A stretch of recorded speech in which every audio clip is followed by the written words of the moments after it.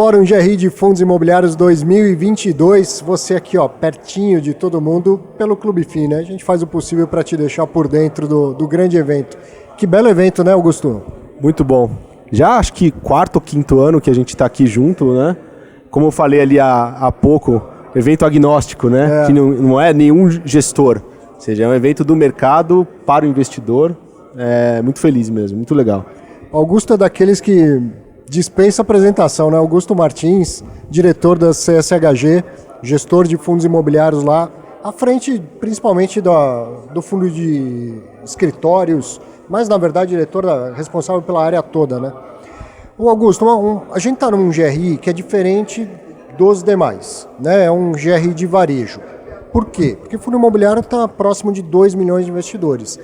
Por outro lado, eu acho que a gente ainda é meio carente do investidor institucional e do investidor estrangeiro.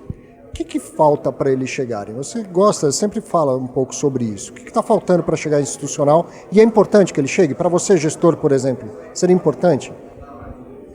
É super importante e acho que a gente tem às vezes um complexo meio de uma jabuticaba, né? Mas acho que o caminho que a indústria está seguindo é o caminho natural. É o caminho em que veio primeiro os investidores de varejo, depois vem os institucionais brasileiros, entraram agora os investidores estrangeiros de forma passiva, né, pelos índices. A gente mesmo no HGLG tem um fundo no índice global e daqui a pouco eles chegam de forma ativa. O que falta? Falta escala, liquidez, né? Ou seja, estava aqui falando antes com o Brookfield, você põe um cheque de 50 milhões de dólares, no câmbio de hoje são 250, 260 milhões de reais, é muita coisa. Isso é a liquidez diária do mercado inteiro. Então, eu diria que, de forma simplista, está faltando só tempo. A gente vai chegar lá e é natural que ele venha depois do investidor institucional brasileiro, porque ele vai ligar para o investidor nacional brasileiro e vai falar por que eu devo entrar se você ainda não entrou. E ele é super importante porque para você ter um produto líquido, você tem que ter um passivo, né, uma base de investidores heterogênea. Tem que ter gringo, brasileiro, longo prazo, curto prazo, trader, o short, tudo isso vai deixando o mercado líquido e mais eficiente. Diminui a volatilidade, o mercado fica ainda melhor para frente. Eu acho que se a gente olhar para a indústria americana, a gente vem cumprindo passo a passo. Eles não nasceram gigantes, não nasceram com trilhões de dólares, né? E outra coisa que talvez seja um caminho também, a nossa indústria cresceu, mas cresceu também muito o número de fundos.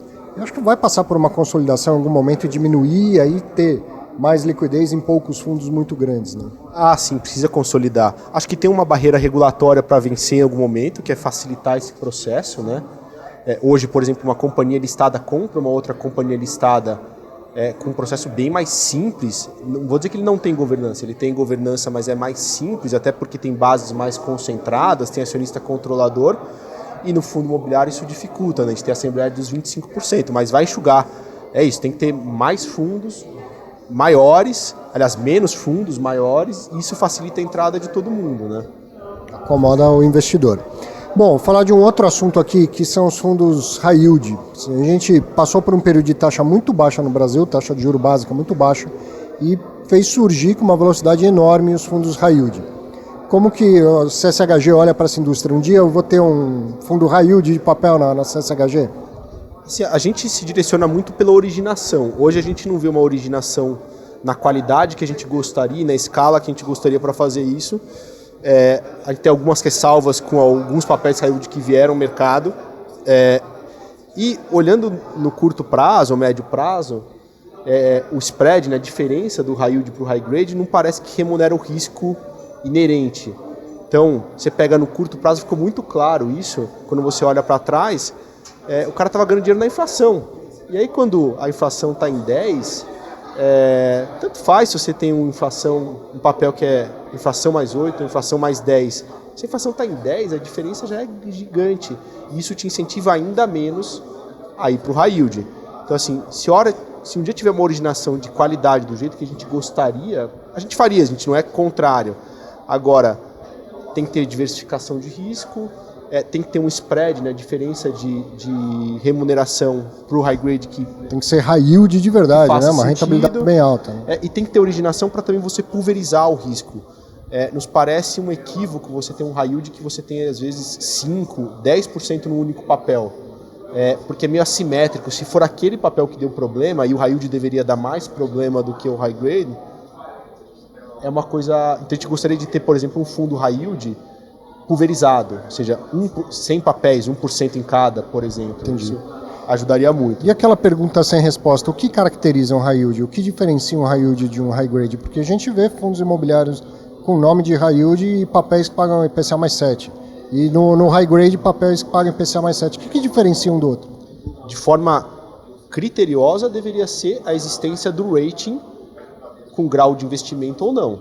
Então, se você tem o high grade, deveria ser isso. Papéis, investment grade em moeda local ou high grade em moeda estrangeira. De fato, não tem, né? Acho que são pouquíssimos fundos. O nosso até é um fundo que tem bastante política de investimento.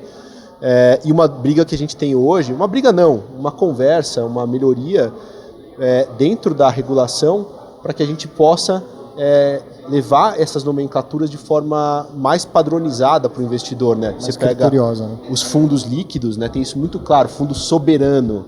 É um fundo que só tem papéis de risco soberano. Então, acho que a gente chega em algum momento, mas seria isso, seria rating. E se você tem papéis que não tem rating, você, em tese, não poderia afirmar que ele é high grade. Se ele é high yield ou não sei, mas para afirmar que é high grade, deveria ser um papel investment grade. Tudo volta ao início da conversa, é um processo de evolução e de aprendizado, né? Vai acontecer. Na indústria de fundos líquidos foi isso, né? Não tinha essas nomenclaturas de fundo de longo prazo, curto prazo, DI referenciado. Isso veio com o tempo. Sim. E ajudou o mercado. Muito bom. Obrigadão. Obrigado, Arthur. Sempre bom falar com você. Acompanhando mais, aprendendo mais, se atualizando sempre. GRI de Fundos Imobiliários 2022, baita evento. Só quem esteve aqui pôde vivenciar tudo isso, mas eu acredito que a gente tenha conseguido levar um pouco para você aí no seu tempo, na sua casa. Siga acompanhando aqui o Clube FI.